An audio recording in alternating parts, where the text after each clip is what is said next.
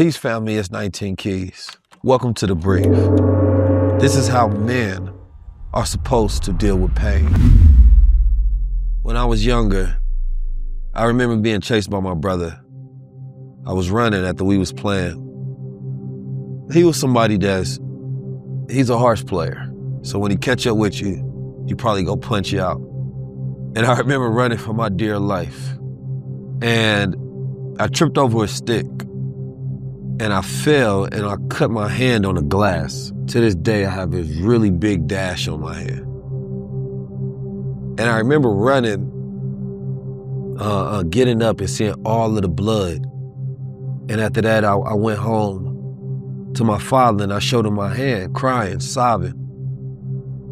And he looked at me with an unconcerned look, stern as he always was. And he said, "Oh, boy, you'll be all right," and kind of just slapped my hand down. To me, it was the biggest emergency I ever had in my life. Like everything was over. I thought I needed to go to the emergency room. I thought that this was, something that he was going to react to. Like, "Oh, son, I really need to protect you. I really need to console you and comfort you in this moment." And none of that happened. And then I remember going to my mother and she wrapped it up for me. But I took something away that day. I took something away that became one of my most valuable lessons in life. And specifically as a man, is that you will always be all right. 100% of the times where I thought this was the worst thing that could happen to me, I survived 100% of those, each and every time. And I realized that my own mind was making more of it than it was. When my father treated me that way, I learned this is the way a man is supposed to respond and react to danger, to hurt, to pain, to trauma. Where you kind of learn the philosophy, right, of Marcus Aurelius, of Stoicism, if you will. But more than that, resilience, right? Understanding that as a man, you're supposed to go through everyday emotions. Things are supposed to hurt, but your ability to be able to deal with pain is supposed to increase. And I learned a long time ago that God makes his greatest soldiers go through so much so that he can give them an even greater journey. Because he can't use you if you're weak. He can't use you at all. And so I've been focusing on how to teach other men to understand why society is making boys weak, because they're coddling them. If my father would have turned to me and bandaged me up and consoled me and hugged me, I would have not known how to deal with the pain of life when things hurt, when things cut deep.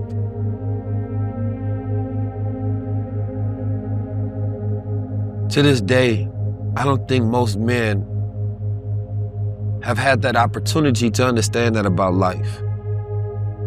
That they're always focusing on being protected versus being prepared.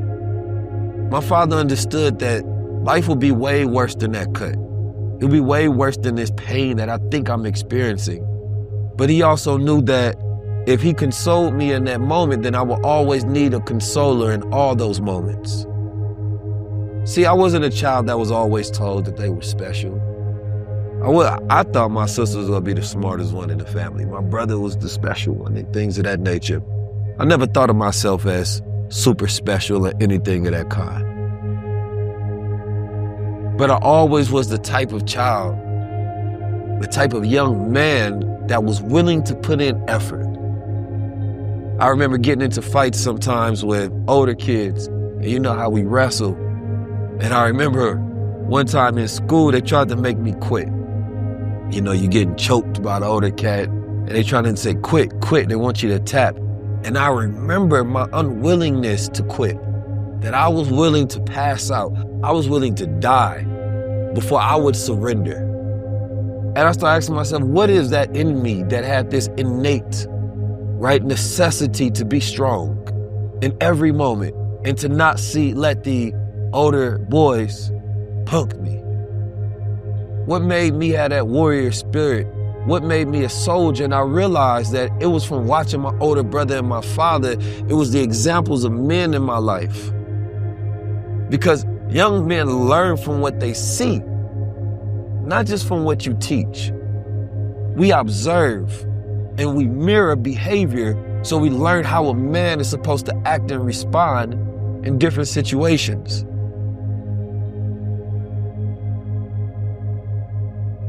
Today, young men are afraid of the world. The universe has what could be considered masculine energy. It has cycles, mathematics, universal law, seasons, rhythms. This is order, this is function, this is purpose, like masculinity. Waking up in the morning, writing a plan, executing it. That's masculine, bringing function and energy. That's discipline, being able to guide your life, having control over one's emotions, which is kind of like stewarding horses, not letting them run free. It's not that you suppress your emotions, but you learn to master them so you can rise above them and have dominion over your lower self. Too many young boys are being taught that they need to be protected, and they think about being a man and they say, man, I don't want to have to go into the world and be the thing that the world hates, because the world's information environment is telling them what a man shouldn't be, but it's not showing them what a man should be. And as a man, you're supposed to seek challenge. I've always done that, and that's where effort comes in. We used to have these drill competitions when I was younger. And these drill competitions, growing up in a Black Muslim environment, it was very militant. And I remember looking forward to it all the time. And the most cliche of cliches, we would win bean pies. We would drill and do what they call Muhammad says. So instead of Simon says, it was Muhammad says. Don't do anything unless Muhammad says do it. So you have to have what they consider system one thinking. Your automatic mind, ready to take an order at any time and respond, and your system two thinking that is listening closely, thinking attentively, and learn how to switch in between both so that you can be in this state of flow. And I used to win all the time because I never thought about how hard it was going to be. I never thought about if there was somebody better than me. I never thought about whether there was somebody older than me. I didn't care. Only thing I thought about was how I was going to celebrate the winnings. Because sometimes we would even get $20, $25.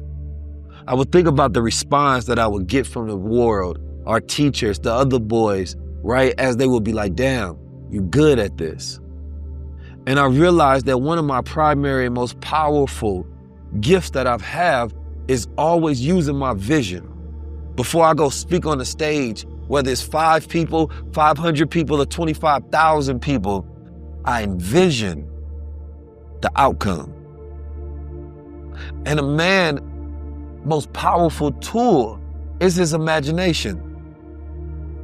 Your imagination is where you activate your body to respond and develop who you are, and it also controls your reality because it activates your reticular activation system. So your mind starts looking for the things that you're thinking and the things that you're speaking and the things that you're imagining. So if you're looking for negativity, you're looking for problems, then you're producing it in your reality. And then how do we prove that we are men?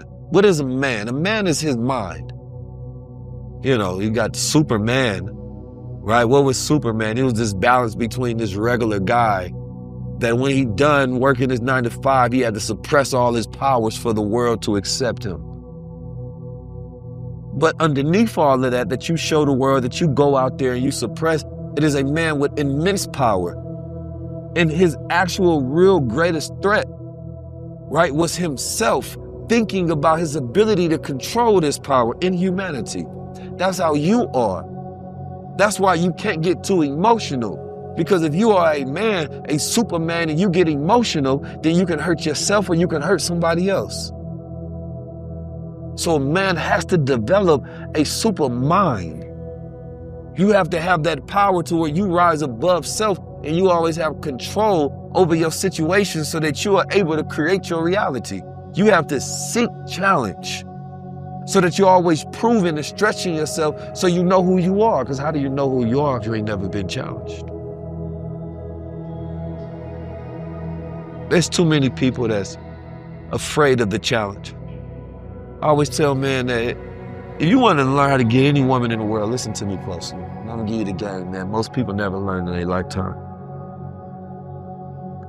Every woman wants one thing.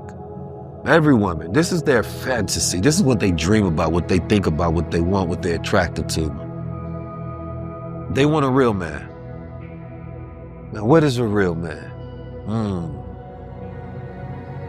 A man of principle, a man of honor, a man that, above all, has self-awareness and is not doubting his identity. He confides in the truth, in his own competence, in which he knows because he trains himself and prepares himself for situations within the world. When you move as a man, think as a man, stomach in, chest out, head up, always keeping a peripheral vision, looking out for threats and opportunities at the same time. Understanding how to establish order and look another man in his eye. Understanding how to be bonded with your word and never let it fail. When you have the energy that you possess in your very biofield is electric when people come into your atmosphere, that's a man. When she sees that you have that type of willpower that can command reality, it don't matter how much money you got. It don't matter what kind of car you drive. It don't matter what kind of watch you got. It don't matter your follower count. There's an energy and essence to a man.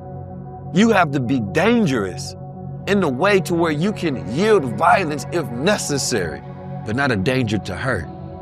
You have control over your dark side and you have control over your light. So people ask, why do nice guys finish last? Well, shit, they supposed to, because they let everybody else go first. You let everybody else go first because you don't know your true place. You don't know your rank.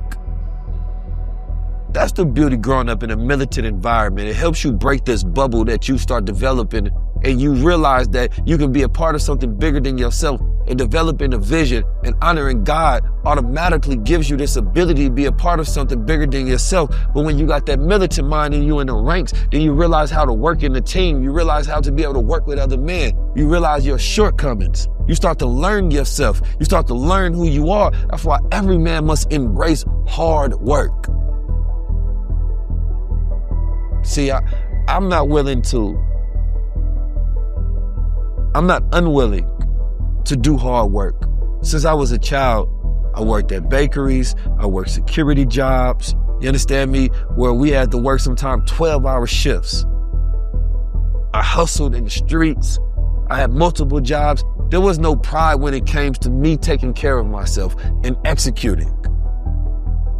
When I realized that I was weak at something, I would focus on training myself in that area so that I can go out as a man and assert myself. And I embraced that challenge. I embraced that struggle. So in the days where the darkness tries to take hold, I embrace the darkness and I walk through that tunnel. And all of this gives me information on who I am.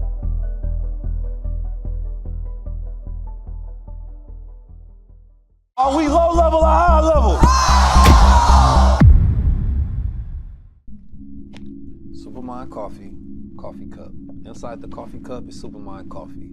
Instant coffee that I take before every episode so that my brain is stimulated and I'm getting all of that neural response. I want to make sure my synapses are connecting. I want to make sure electricity is flowing. The information is there. So I drink this coffee every single day. It got lion's mane, it got cordyceps, and it got a little bit of coffee in it. Now, if you tap in, you too can have high-level conversations. And make sure you give it to the person you're talking to so that they're not dry while they're talking to you. Hey, tap in.